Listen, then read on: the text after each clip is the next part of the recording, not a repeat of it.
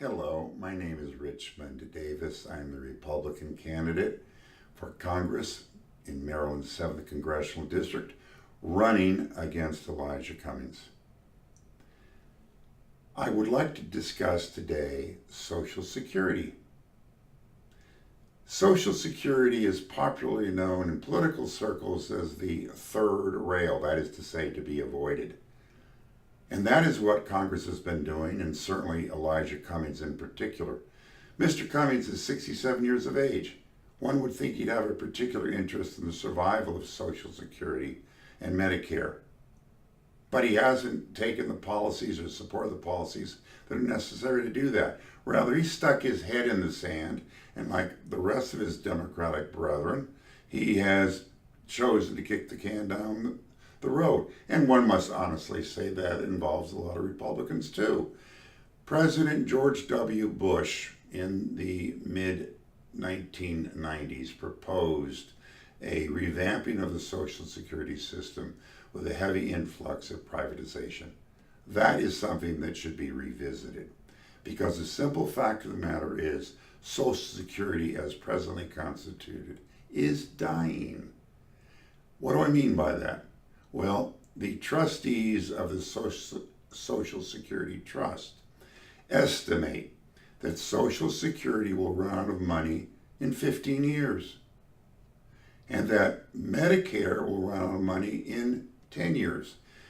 Already, the amount of monies paid out exceed the monies coming in.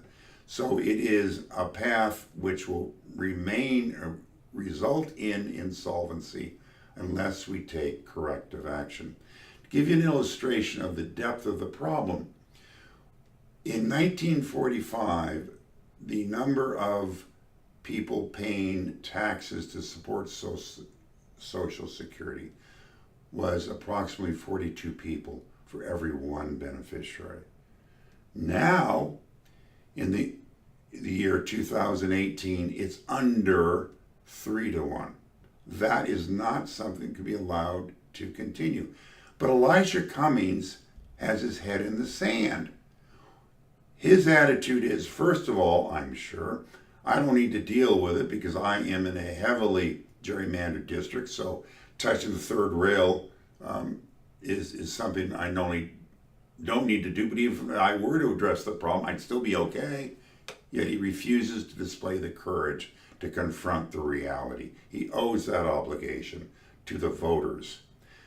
Mr. Cummings, however, is a staunch leftist Democrat, and he does not want to apply any pressure on the broader National Democratic Party, which again has its head in the sand. There are solutions. Some, perhaps all, are difficult to implement. The obvious ones are increased taxes, not a good idea in terms of the economy. Reduce benefits or slow the eligibility of your benefits, possibilities. More importantly, from a conservative perspective, we need to take a look at what we're attempting to accomplish, which is security for people in old age when they're retired. Privatization is probably a topic that's well worth revisiting. If you found this presentation of interest, I hope you'll consider subscribing to this channel.